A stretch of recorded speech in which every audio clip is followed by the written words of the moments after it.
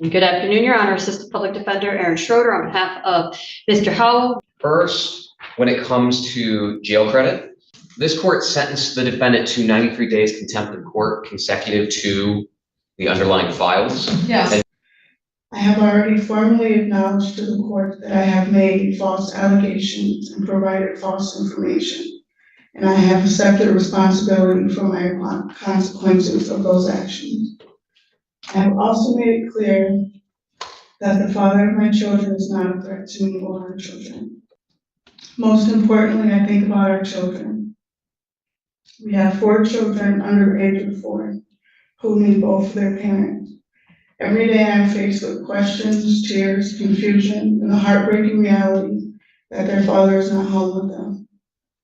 I, as a mother, struggle to find the words to explain why he is absent from their lives. 4 years old, have recently been diagnosed with autism. As we begin to navigate therapies, appointments, and developmental challenges and the uncertainties that come with this diagnosis, I find myself at a loss for words. One of our children has never even had the opportunity to meet their father. He has missed milestones, first everythings, and most importantly, memories that can never be recreated.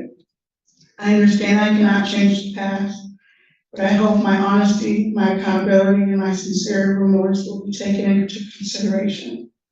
Above all else, I hope for an outcome that allows our children to have the chance of learning love from their father. I find your statement very sad. You didn't do anything wrong. I understand how very difficult it is to be a single mom. I am a single mom. For most of my life, I worked 5 jobs to pay for those kids. I never received child support. I get it. But here's the thing, man. You chose your kids. And that's the most important decision you could make. I don't believe that you lied, ma'am, and I'll tell you why.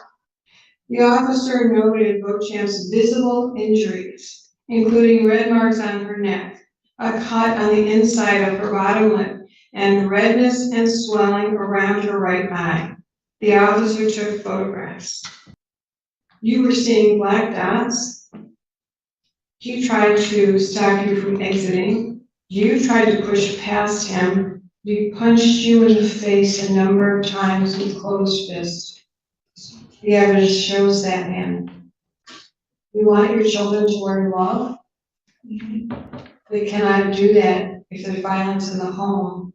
What children will learn is that love means getting punched, getting strangled, getting scratched and pushed, and all those things that happened between you and him. Love means pulling a gun out.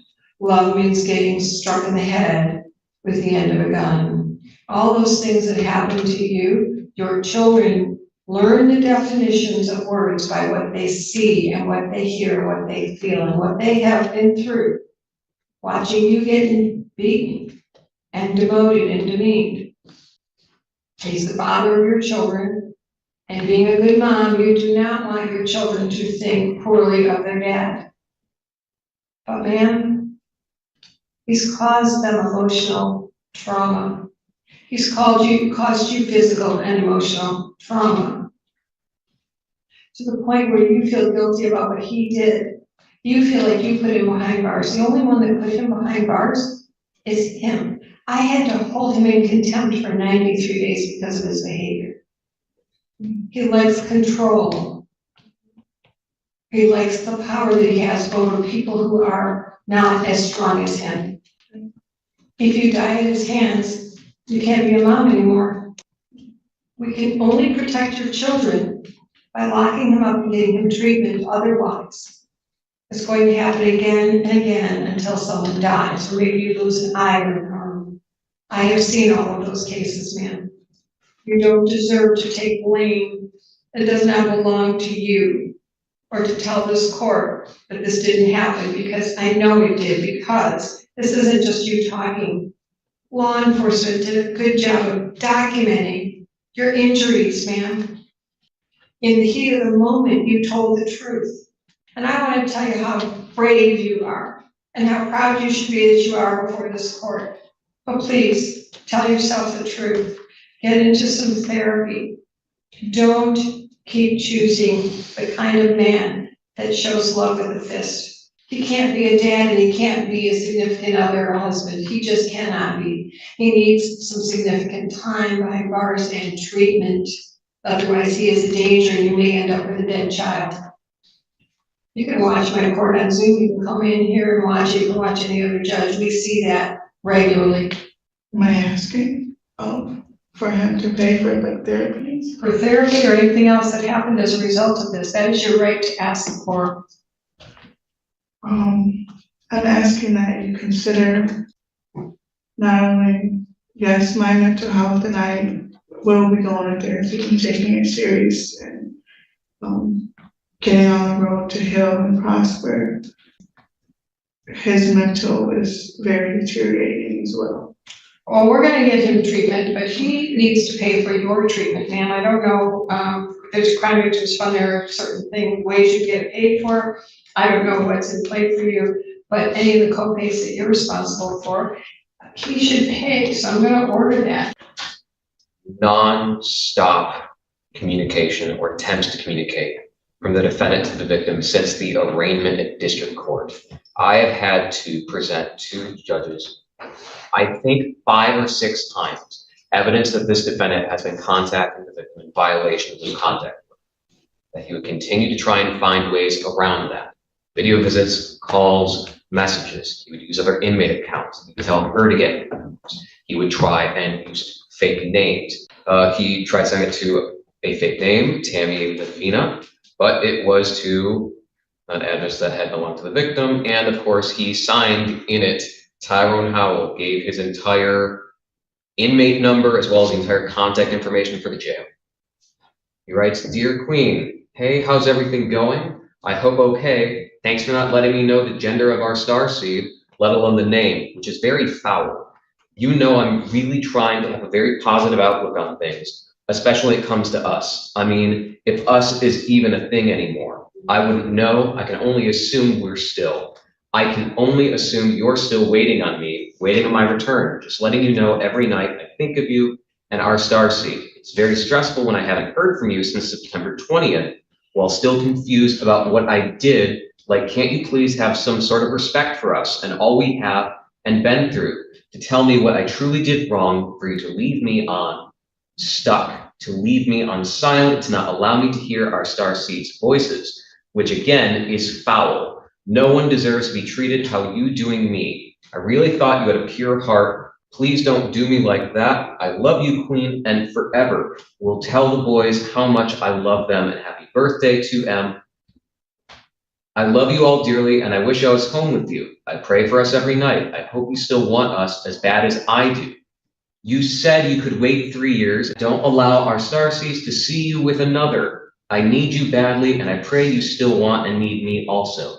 Any way to give you an update on these cases? They still trying to send me up the road. I need you to please show up to my court date on the 28th of January. Not sure of the time, but you can look on 30th Circuit Court page. Find Aquilina, find my name to see the time.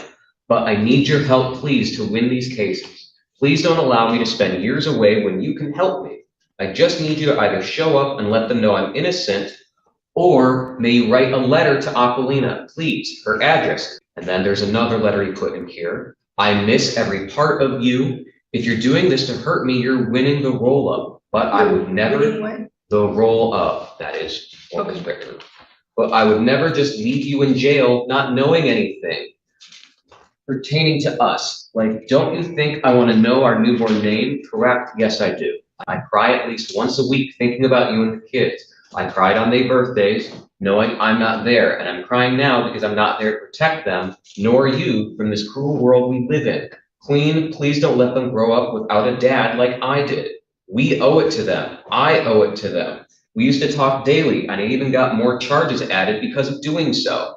Then now you just cut me off. Please show up to court and send a letter. Please keep trying. And he has been telling her from the beginning of this case, this is her fault. He has been telling her that she needs to come and say what she said today to try and make this all go away.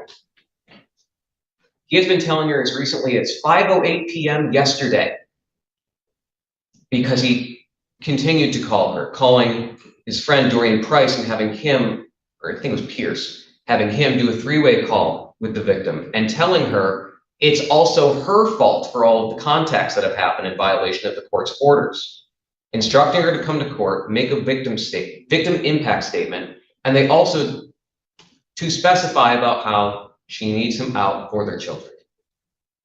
This man won't stop.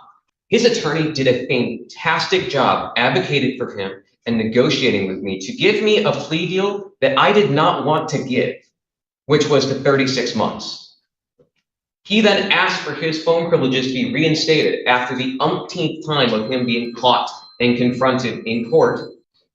He was told over and over by myself, by the court, and by his own attorney, over and over, the only thing that can lose you these 36 months is misconduct in between plea and sentence, which can cover many things, but specifically for you, do not continue to contact the victim.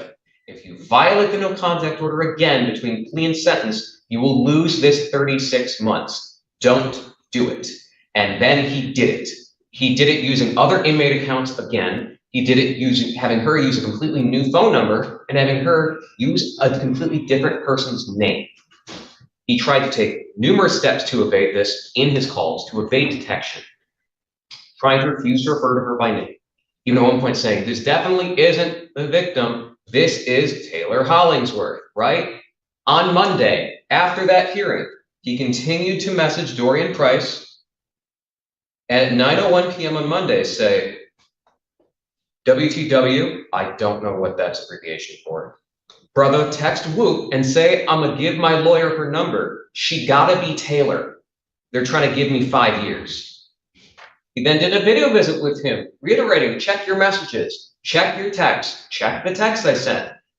She needs to talk to my lawyer. She has to be Taylor, the fake name.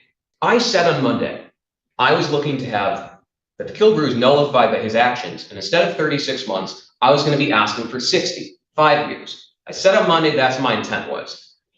And then he continued to violate the orders of the court and then try and even use his lawyer, unknowing to her, to commit a fraud upon this court. Opposing counsel sent me an email to that effect on Thursday and reached out to me again today to continue very effectively advocating for her client, advocating for me to give him mercy and grace.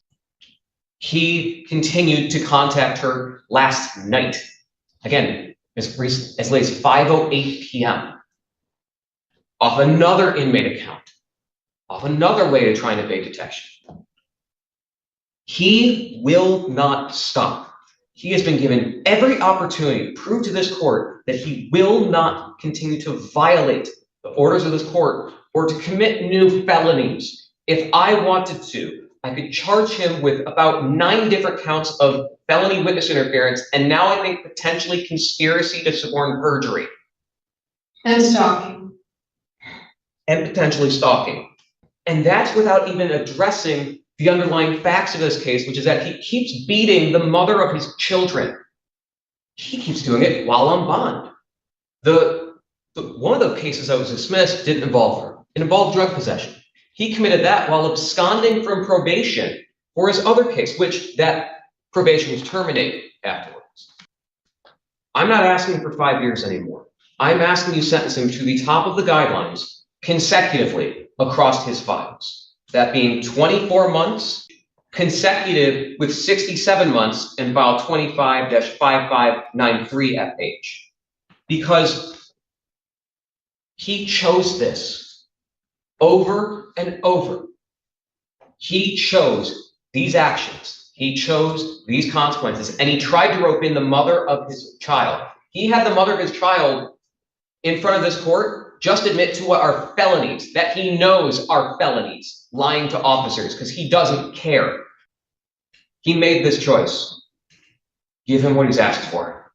He did take responsibility this afternoon earlier with regard to not running the evidentiary that we were originally planned on running. Your Honor, I would ask the court to not consecutively sentence him. I think at this point, he is very likely about to lose any opportunity he had at boot camp, which was something we very much were negotiating regarding, as the court is aware. And given that, I would respectfully ask that we not do as consecutive and not toward the top of the guidelines. I think Mr. Howell is somebody who needs some assistance. He needs some help. And I'm hoping that the Department of Corrections will be able to assist him with that. Thank you. Sir, what would you like me to know? Remember, you're still under oath. Yes, Your Honor. I would like you to know that I'm not a troublemaker. I'm not whatever anybody opposes me and thinking that I am. I'm not that. This is just a love story. A person that's in love with his woman and in love with his kids.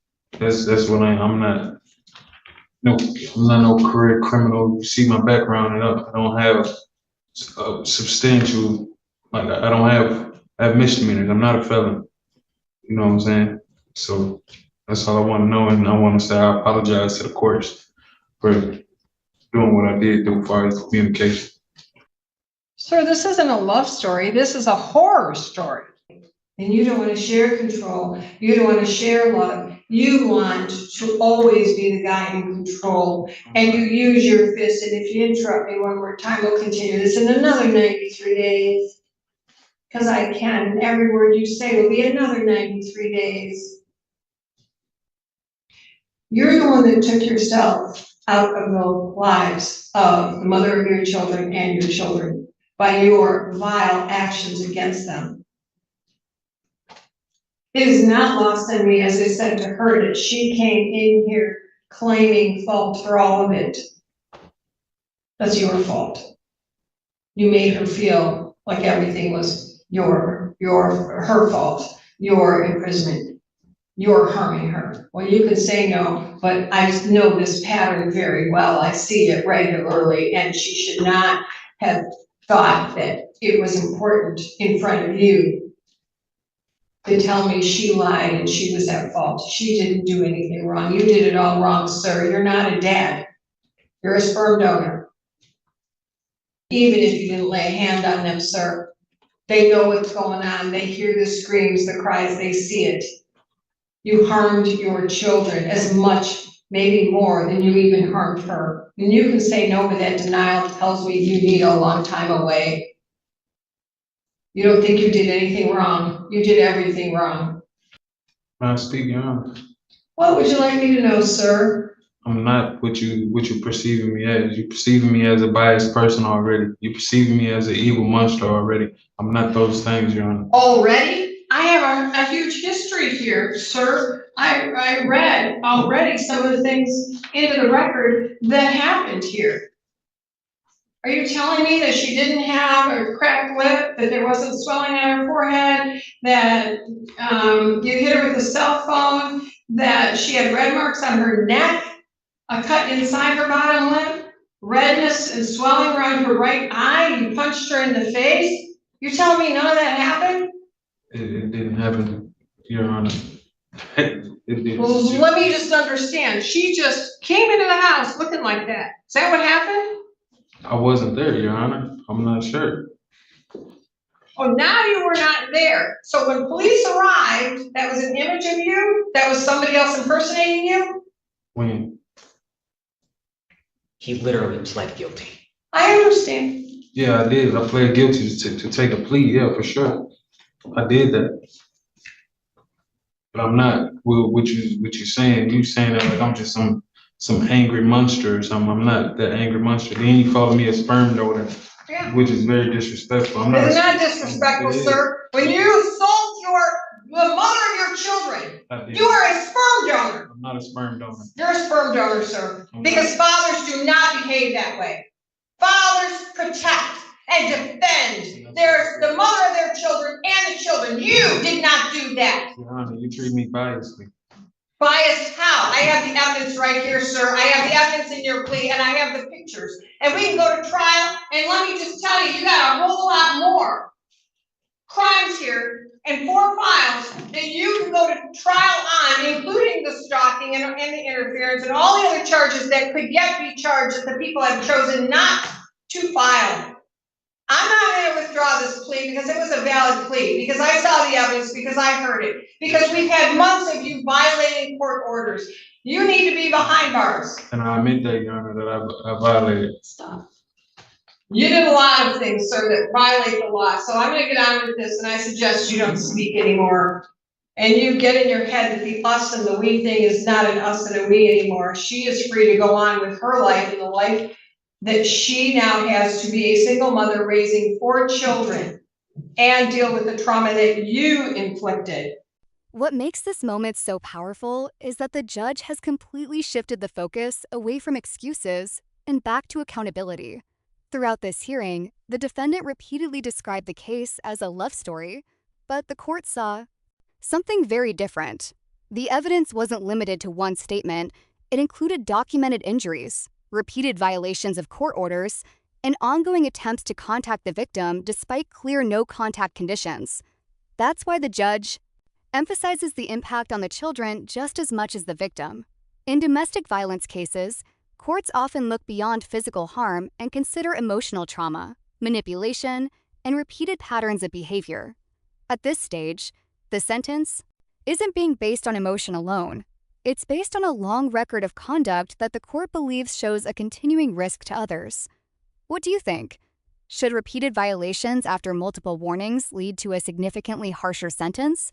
Or should the court still focus more on rehabilitation than punishment? Let us know your thoughts in the comments.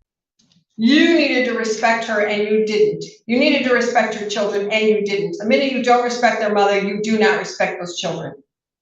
As to count 2, assault with a dangerous weapon, and that is in docket 25, you are sentenced to 24 months to 48 months. As to count 3, assault with intent to do great bodily harm less than murder or by strangulation, you are sentenced to 67 months to 120 months with credit for 257 days. As to count 4, domestic violence and or knowingly assaulting a pregnant individual, 3rd offense, you are sentenced to 38 months to 60 months with credit for the 251 days. Those will run concurrently on this file, however, consecutive to. Your Honor, I believe if he sets consecutively across those, I think you get credit on the second case then. So he would still get, if you get the one that he has the most days on, that being the felonious assault, but he would get 0 days credit for the other file. All right, that's fine. The 2 together in the file are are concurrent, and they're consecutive to the other file. Correct. While he is incarcerated, he will have anger management, domestic violence treatment, and it should be intense mental health treatment, parenting classes. Please give him 2 of his appellate rights, and then he can choose to appeal or not. I think we're going to get that filled out right now based on what he's been telling me here, Your Honor, so I could have a few moments to get that done. Absolutely fine. I believe that based on the record in total, the many months I've had to deal with him and have watched his behavior, the statements that he's made to the victim, and this whole total case that he needs this time in the Michigan Department of Corrections for reformation, protection of society, especially his young children and the mother of his children. Defendant has pressured her to recant and to stand by him despite the violence. This message must be sent. This sentence on these 2 files is proportional to the violence that has occurred and the attitude that I have seen throughout these years. Thank you. How much did you send me to, Your Honor? How much? Yeah, how many years you just sent me to? Well, let me go through. Yes. 24 months, so 2 years to 48 months on one, so that's 2 years. And then the 67 months is 5.5 years on the other. So that's 7. That's right. So you just sentenced me to 7 years? That's right. I could do more. No, Your Honor. Okay. I just was asking a question. Well, I'm just making sure you understand. I could do more. I didn't. I stayed within guidelines that are only recommended. sure you need to behave, because here's the thing, if you behave in there like you have here, you're gonna spend your max time. So you might see your children when they're adults. Then let me just be very clear. I want to make sure we're still on the record in this. There is no contact with the victim or your children. No contact means no letters, no emails, no Hallmark cards, no messages through third parties. Don't fake another prisoner. The Still can't warden's get gonna no figure it contact? out. No contact, Will not be able to have contact? no contact. I don't know. I guess somebody can ask me or the warden, but not now. You still tried to contact her or did contact her last night. Sir, you haven't stopped. This is stalking behavior. This case ends with a sentence that reflects far more than a single incident. After hearing testimony, reviewing documented evidence, and considering the defendant's repeated violations of no contact orders, the court imposed consecutive prison terms, totaling roughly 7 years before reminding him that the sentence could have been even more severe under the law. The judge also ordered intensive anger management, domestic violence treatment, mental health counseling, parenting classes, and made it unmistakably clear that there would be absolutely no contact with the victim or the children while incarcerated. The court's final message was simple: accountability comes before excuses, and protecting victims, especially young children, must remain the priority. Whether you agree with every word the judge said or not, this hearing raises important questions about domestic violence, manipulation, personal responsibility, and the role of the justice system in preventing future harm. If you found this courtroom breakdown insightful, don't forget to hit the like button, share your opinion in the comments below, and subscribe for more real courtroom cases, legal analysis, and dramatic courtroom moments every week. That's all for the record. Take them away, please.